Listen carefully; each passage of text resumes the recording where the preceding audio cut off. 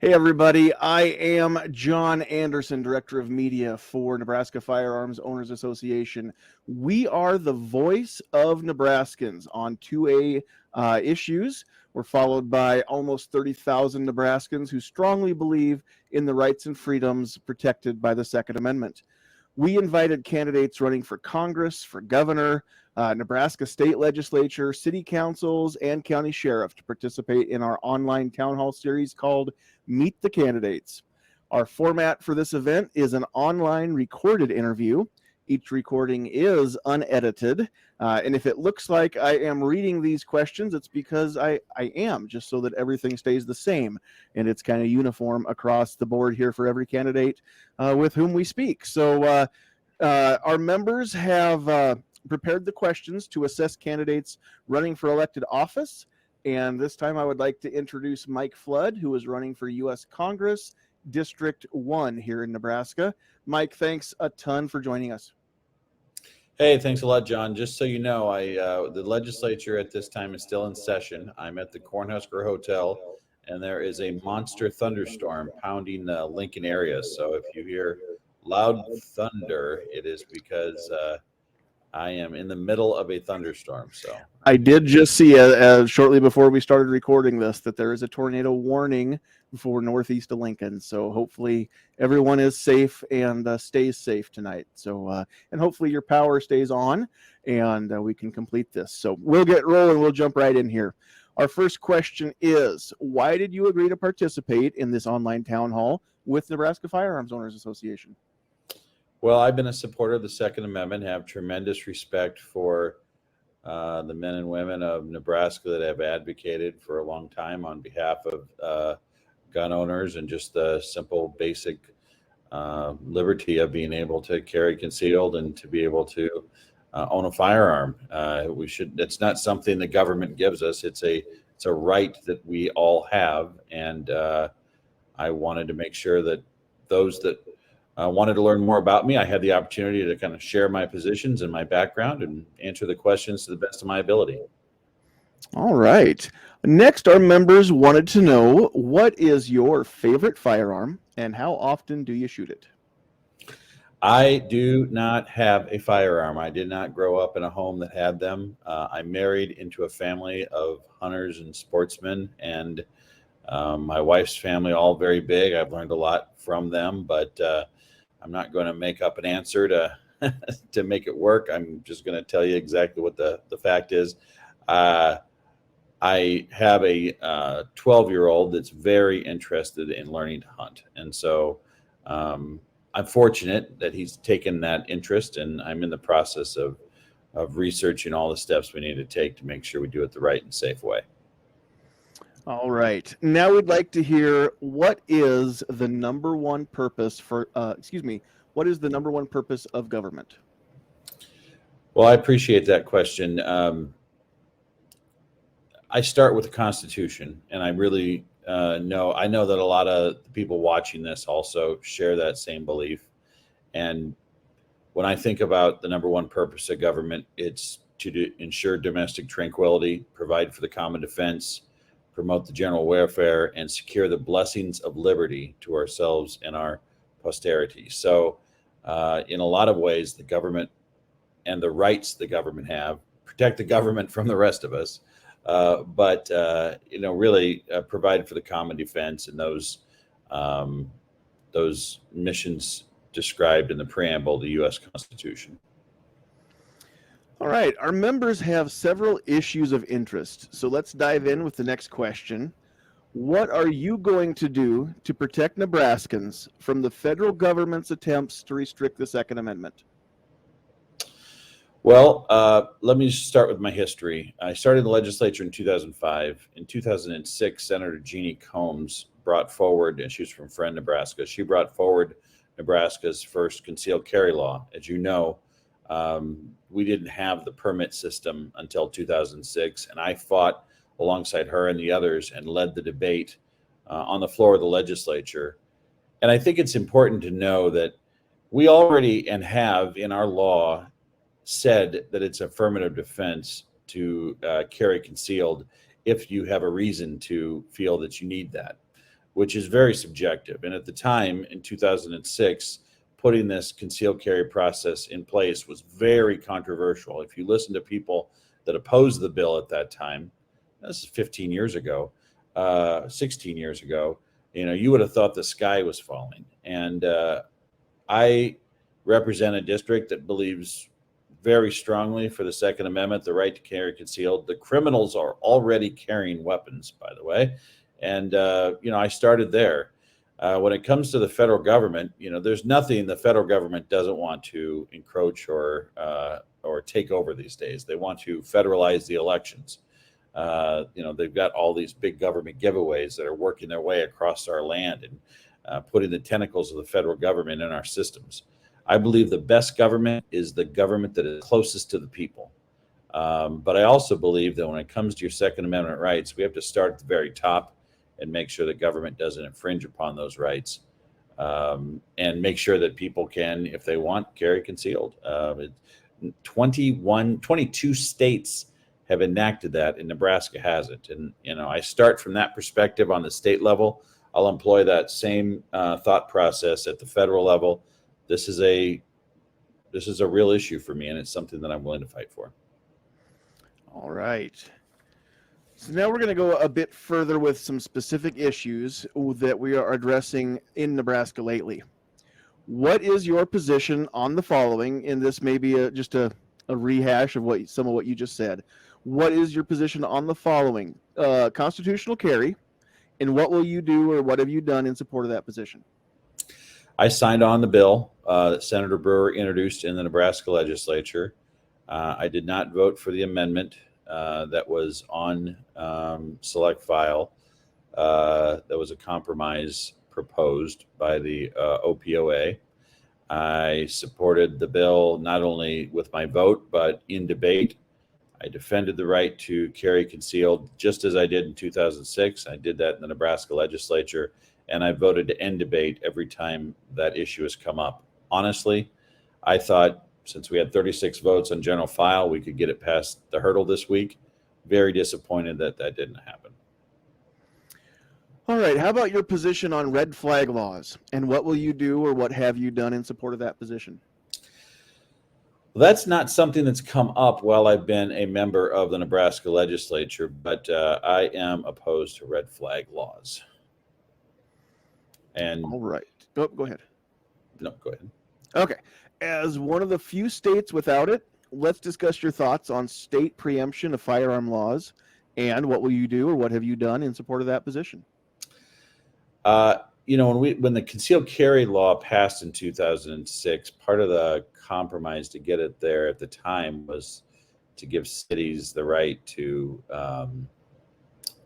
have preemption rights. Those have since been taken away, more or less, and I really think that we subject our citizens to unnecessary and undue criminal liability when you have this patchwork of preemption littered across a jurisdiction.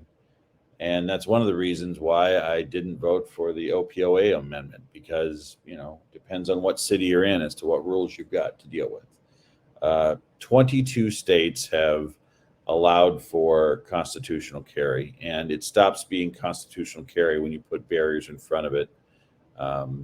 So I definitely agree with having state preemption, so that inside the state of Nebraska, everybody knows what the rules are. And, a lot of different municipalities or different individual units of government will want some kind of local control over the state authority, and I have not supported that, would not support that. All right. Recently, we had an opportunity to address some much-needed protections via LB 300 Castle Doctrine. What are your thoughts on Castle Doctrine, and what will you do or have you done in support of that position? I've supported that as a member of the legislature. That bill has been around for a long time. You do have the right to defend yourself inside your home, and we have to obviously, I think people think that they can throw out every fact pattern, but if you really believe your life is in danger and there's someone in your house, Your house is your castle, and you have the right to defend it. And um, I feel the same way about the duty to retreat that I know is also on your list of questions. But I support gun owners and their right to defend their loved ones and their property when they're inside their own dwelling. All right. And yes, in our state, we don't have the ability to remain in a place we are legally allowed to be, and we have a duty to retreat. So, what are your thoughts on duty to retreat, and what will you do or have you done in support of that position? We haven't had a specific bill and I've only been back for 2 years. I served from 2005 to 2012, and then again from 2021 this year, 22, so a total of 10 years. I do not support the duty to retreat. I think that in itself can compromise public safety, and so I support the Second Amendment and believe that if you have a firearm, or if you decide to stay, that is your right to defend yourself and to not cower from criminals. Okay. In general, are there any specific gun laws that you think should get repealed? I do not have a list of specific gun laws that I think should be repealed, other than making the changes that we're making on constitutional carry.